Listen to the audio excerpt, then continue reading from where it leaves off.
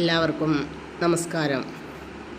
കേരള ജനത polling ബൂത്തിലേക്ക് April 9 നടക്കുന്ന കേരള നിയമസഭയിലേക്കുള്ള തെരഞ്ഞെടുപ്പിന് വോട്ട് ചെയ്യാനായി നമ്മൾ പോകുന്ന സമയത്ത് കയ്യിൽ കരുതേണ്ട തിരിച്ചറിയൽ രേഖകൾ ഇവയിൽ ഏതെങ്കിലും ഒന്ന് ആയിരിക്കണം. വോട്ട് രേഖപ്പെടുത്താൻ തെരഞ്ഞെടുപ്പ് തിരിച്ചറിയൽ രേഖയ്ക്ക് പുറമെ മറ്റ് 12 രേഖകൾ കൂടി തെരഞ്ഞെടുപ്പ് കമ്മീഷൻ പുറത്തിറക്കിയിട്ടുണ്ട്.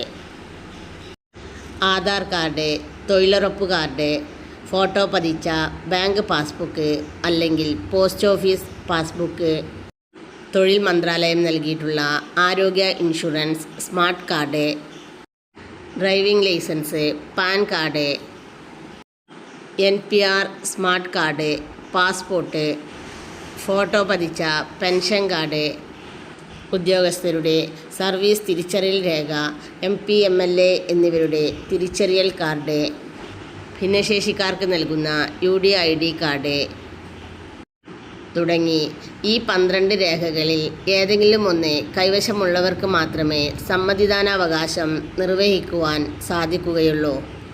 പോളിംഗ് ബൂത്തിലേക്ക് പോകുമ്പോൾ ഇവയിലൊന്ന് കയ്യിൽ നിർബന്ധമായും കരുതിയിരിക്കണം. എങ്കിൽ മാത്രമേ നമുക്ക് നമ്മുടെ സമ്മതിദാനാവകാശം നിർവഹിക്കുവാൻ സാധിക്കുകയുള്ളൂ.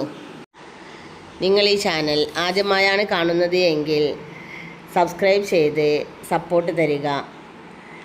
ലേറ്റസ്റ്റ് ആയിട്ടുള്ള അപ്ഡേഷനുകൾക്കും മറ്റ് സർക്കാർ അറിയിപ്പുകൾക്കും റിയൽ ഇൻഫോബിറ്റ്സ് എന്ന യൂട്യൂബ് ചാനൽ സബ്സ്ക്രൈബ് ചെയ്യുക.